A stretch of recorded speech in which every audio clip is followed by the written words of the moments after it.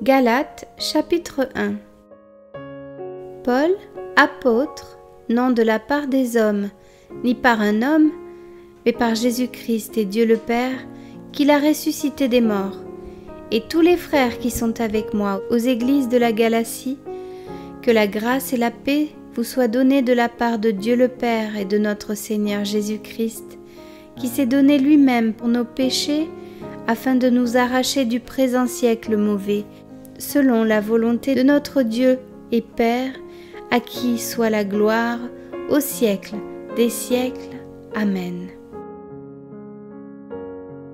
Je m'étonne que vous vous détourniez si promptement de celui qui vous a appelé par la grâce de Christ pour passer à un autre évangile. Non pas qu'il y ait un autre évangile, mais il y a des gens qui vous troublent et qui veulent renverser l'évangile de Christ. Mais quand nous-mêmes, quand un ange du ciel annoncerait un autre évangile que celui que nous vous avons prêché, qu'il soit anathème. Nous l'avons dit précédemment et je le répète à cette heure, si quelqu'un vous annonce un autre évangile que celui que vous avez reçu, qu'il soit anathème. Et maintenant, est-ce la faveur des hommes que je désire ou celle de Dieu? Est-ce que je cherche à plaire aux hommes? Si je plaisais encore aux hommes, je ne serais pas serviteur de Christ. Je vous déclare, frères, que l'évangile qui a été annoncé par moi n'est pas de l'homme, car je ne l'ai ni reçu ni appris d'un homme, mais par une révélation de Jésus-Christ. Vous avez su en effet quelle était autrefois ma conduite dans le judaïsme, comment je persécutais à outrance et ravageais l'Église de Dieu, et comment j'étais plus avancé dans le judaïsme que beaucoup de ceux de mon âge et de ma nation, étant animé d'un zèle excessif pour les traditions de mes pères. Mais lorsqu'il plut à celui qui m'avait mis à part dès le sein de ma mère, et qui m'a appelé par sa grâce de me révéler en moi son Fils, afin que je l'annonçasse parmi les païens, aussitôt je ne consultai ni la chair ni le sang. Et je ne montai point à Jérusalem vers ceux qui furent apôtres avant moi, mais je partis pour l'Arabie. Puis je revins encore à Damas. 3 ans plus tard, je montai à Jérusalem pour faire la connaissance de Céphas, et je demeurai 15 jours chez lui. Mais je ne vis aucun autre des apôtres, si ce n'est Jacques, le frère du Seigneur.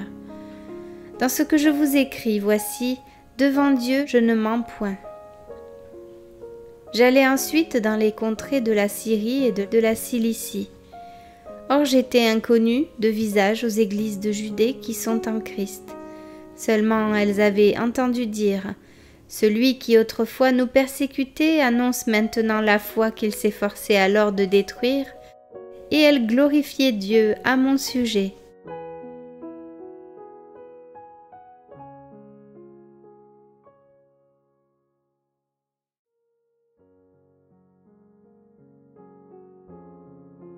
Galates, chapitre 2. 14 ans après, je montai de nouveau à Jérusalem avec Barnabas, ayant aussi pris Tite avec moi, et ce fut d'après une révélation que j'y montai. Je leur exposai l'évangile que je prêche parmi les païens, je l'exposai en particulier à ceux qui sont les plus considérés, afin de ne pas courir ou avoir couru en vain. Mais Tite, qui était avec moi et qui était grec, ne fut pas même contraint de se faire circoncire. Et cela à cause des faux frères qui s'étaient furtivement introduits et glissés parmi nous, pour épier la liberté que nous avons en Jésus-Christ, avec l'intention de nous asservir. Nous ne leur cédâmes pas un instant et nous résistâmes à leurs exigences afin que la vérité de l'Évangile fût maintenue parmi vous. Ceux qui sont les plus considérés, quels qu'ils aient été jadis, cela ne m'importe pas. Dieu ne fait point exception de personne. Ceux qui sont les plus considérés ne m'imposèrent rien. Au contraire, voyant que l'Évangile m'avait été confié pour les incirconcis, comme à Pierre pour les circoncis, car celui qui a fait de Pierre l'apôtre des circoncis a aussi fait de moi l'apôtre des païens, et ayant reconnu la grâce qui m'avait été accordée, Jacques, Céphas et Jean, qui sont regardés comme des colonnes, me donnèrent à moi et à Barnabas la main d'association, afin que nous allassions, nous vers les païens et eux vers les circoncis. Ils nous recommandèrent seulement de nous souvenir des pauvres, ce que j'ai bien eu soin de faire. Mais lorsque Céphas vint à Antioche, je lui résistai en face parce qu'il était répréhensible. En effet, avant l'arrivée de quelques personnes envoyées par Jacques, il mangeait avec les païens, et quand elles furent venues, il s'esquiva et se tint à l'écart par crainte des circoncis. Avec lui, les autres Juifs usèrent aussi de dissimulation, en sorte que Barnabas même fut entraîné par leur hypocrisie.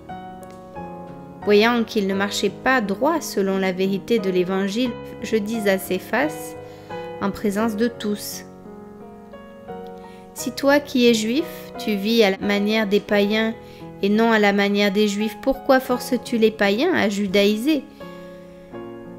Nous sommes juifs de naissance et non pécheurs d'entre les païens. Néanmoins, sachant que ce n'est pas par les œuvres de la loi que l'homme est justifié, mais par la foi en Jésus-Christ, nous aussi nous avons cru en Jésus-Christ, afin d'être justifiés par la foi en Christ et non par les œuvres de la loi, parce que nulle chair ne sera justifiée par les œuvres de la loi. Mais tandis que nous cherchons à être justifiés par Christ, si nous étions aussi nous-mêmes trouvés pécheurs, Christ serait-il un ministre du péché? Loin de là.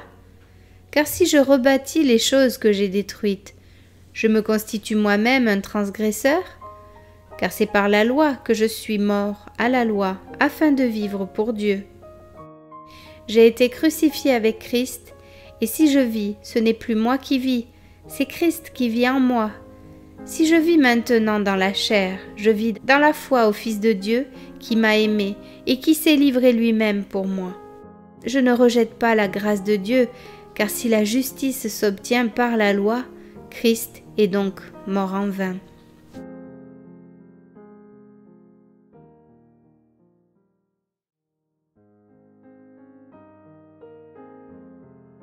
Galates, chapitre 3. Ô Galates, dépourvus de sens, qui vous a fasciné, vous, aux yeux de Jésus-Christ, aux yeux de qui Jésus-Christ a été peint comme crucifié? Voici seulement ce que je veux apprendre de vous.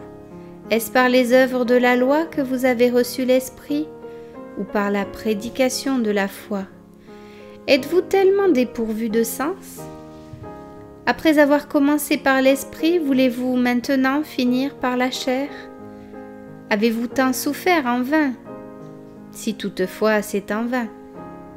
Celui qui vous accorde l'Esprit et qui opère des miracles parmi vous, le fait-il donc par les œuvres de la loi ou par la prédication de la foi?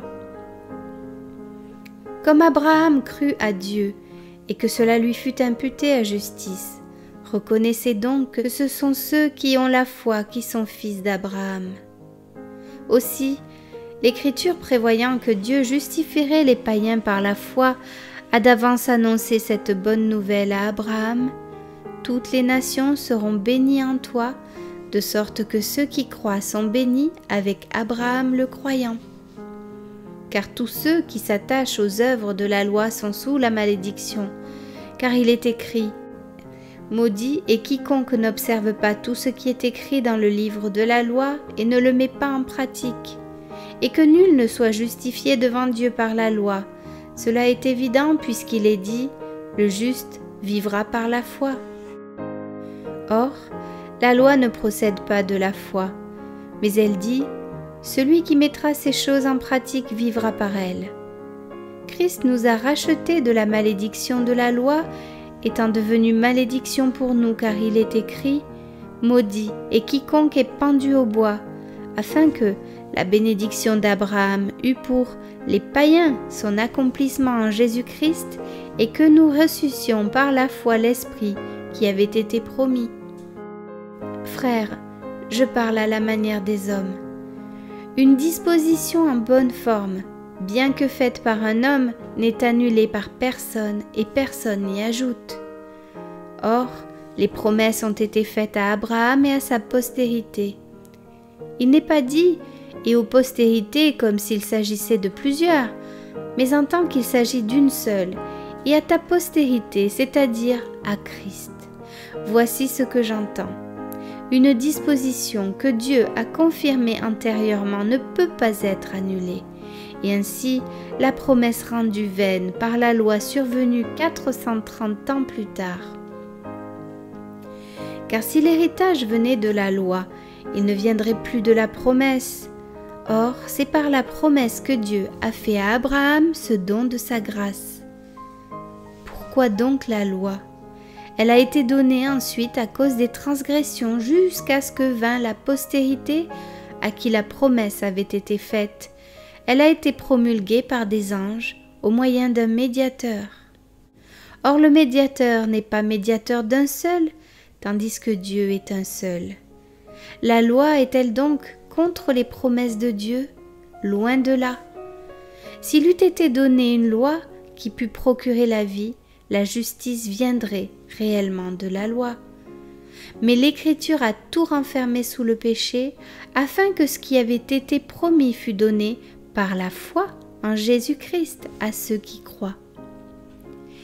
Avant que la foi vînt, nous étions enfermés sous la garde de la loi, en vue de la foi qui devait être révélée. Ainsi, la loi a été comme un pédagogue pour nous conduire à Christ, afin que nous fussions justifiés par la foi. La foi étant venue, nous ne sommes plus sous ce pédagogue.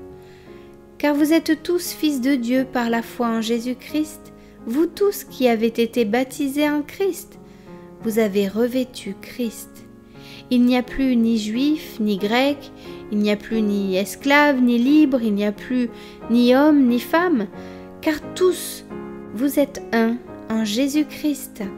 Et si vous êtes à Christ, vous êtes donc la postérité d'Abraham, héritier selon la promesse.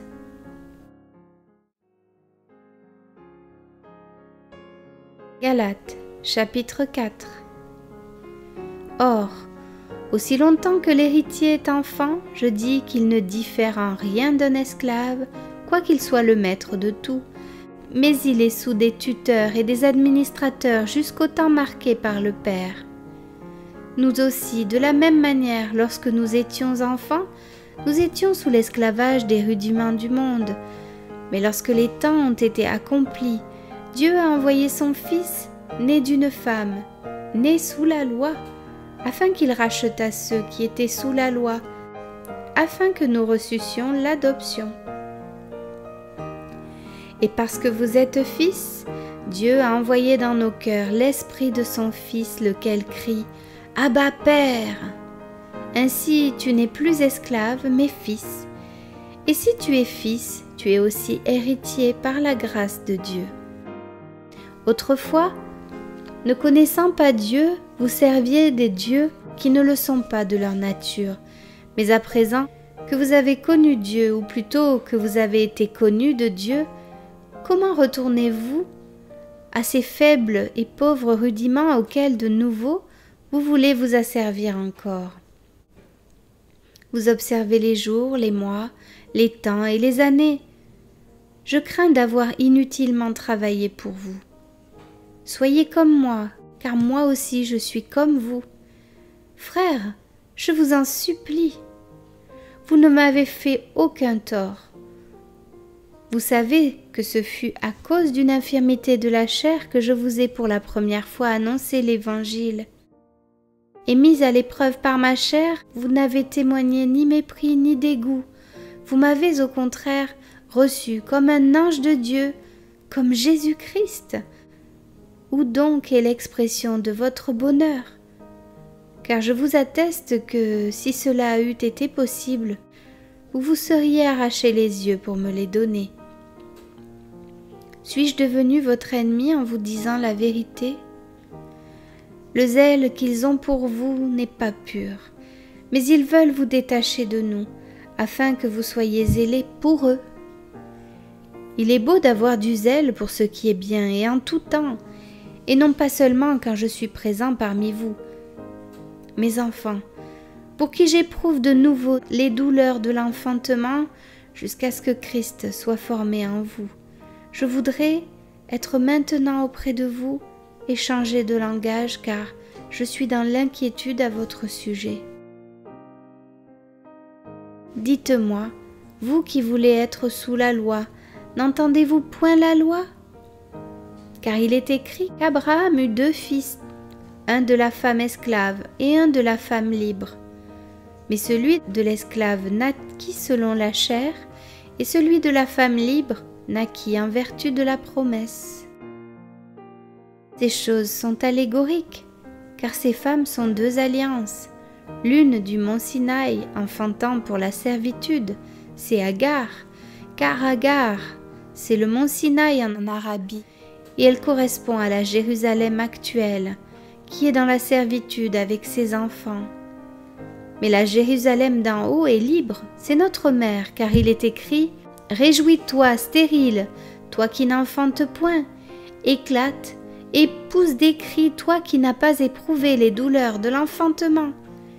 Car les enfants de la délaissée seront plus nombreux que les enfants de celle qui était mariée. » Pour vous, frères, comme Isaac, vous êtes enfants de la promesse. Et de même qu'alors celui qui était né selon la chair persécutait celui qui était né selon l'esprit, ainsi en est-il encore maintenant. Mais que dit l'Écriture? Chasse l'esclave et son fils, car le fils de l'esclave n'héritera pas avec le fils de la femme libre. C'est pourquoi, frères, nous ne sommes pas enfants de l'esclave, mais de la femme libre.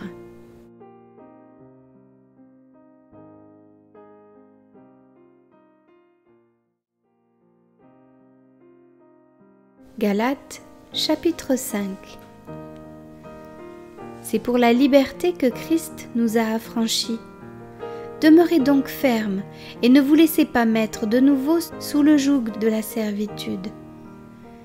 Voici, moi, Paul, je vous dis que si vous vous faites circoncire, Christ ne vous servira de rien. Et je proteste encore une fois à tout homme qui se fait circoncire qu'il est tenu de pratiquer la loi tout entière.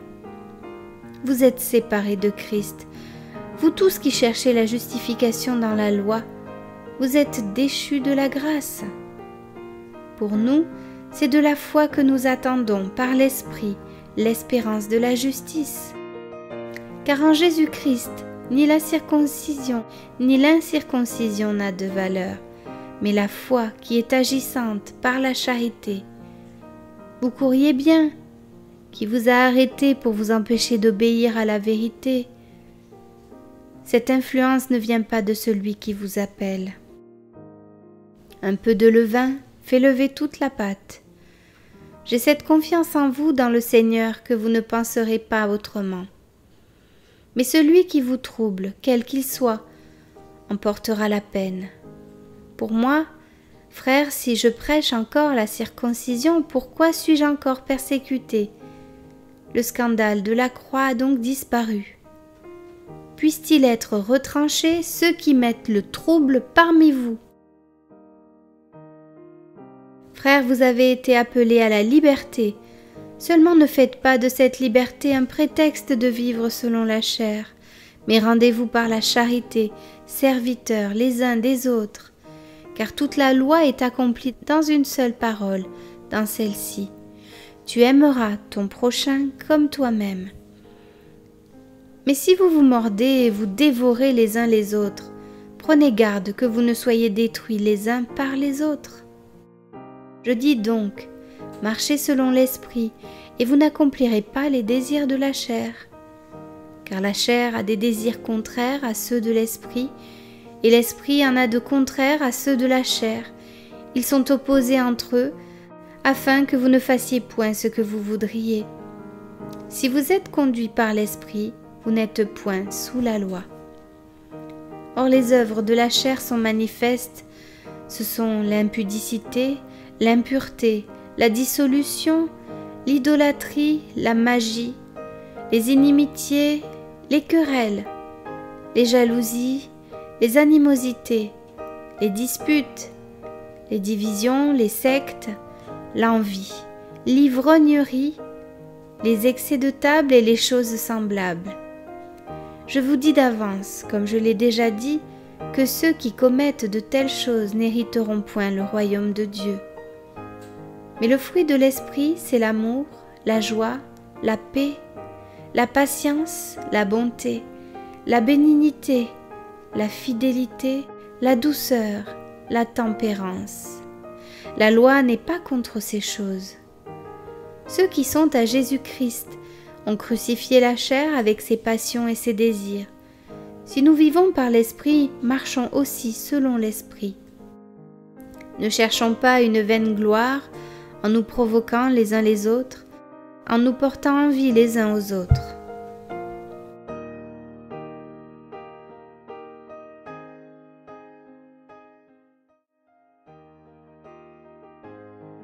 Galates chapitre 6. Frères, si un homme vient à être surpris en quelque faute, vous qui êtes spirituels, redressez-le avec un esprit de douceur. Prends garde à toi-même, de peur que tu ne sois aussi tenté. Portez les fardeaux les uns des autres, et vous accomplirez ainsi la loi de Christ. Si quelqu'un pense être quelque chose, quoiqu'il ne soit rien, il s'abuse lui-même.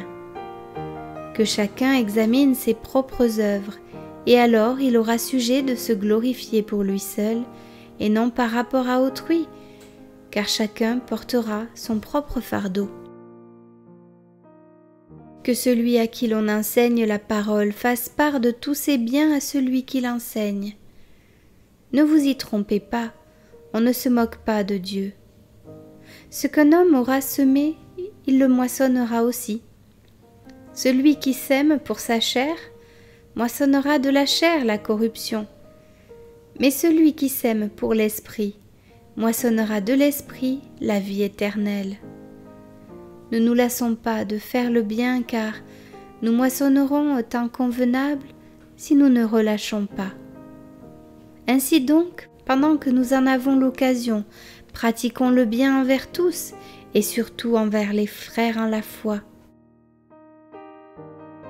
Voyez avec quelle grande lettre je vous ai écrit de ma propre main. Tous ceux qui veulent se rendre agréables selon la chair vous contraignent à vous faire circoncire, uniquement afin de n'être pas persécutés pour la croix de Christ. Car les circoncis eux-mêmes n'observent point la loi, mais ils veulent que vous soyez circoncis pour se glorifier dans votre chair. Pour ce qui me concerne, loin de moi la pensée de me glorifier d'autre chose que de la croix de notre Seigneur Jésus-Christ, par qui le monde est crucifié pour moi, comme je le suis pour le monde. Car ce n'est rien que d'être circoncis ou incirconcis, ce qui est quelque chose, c'est d'être une nouvelle créature. Paix et miséricorde sur tous ceux qui suivront cette règle et sur l'Israël de Dieu. Que personne désormais ne me fasse de la peine, car je porte sur mon corps les marques de Jésus. Frères, que la grâce de notre Seigneur Jésus-Christ soit avec votre esprit. Amen.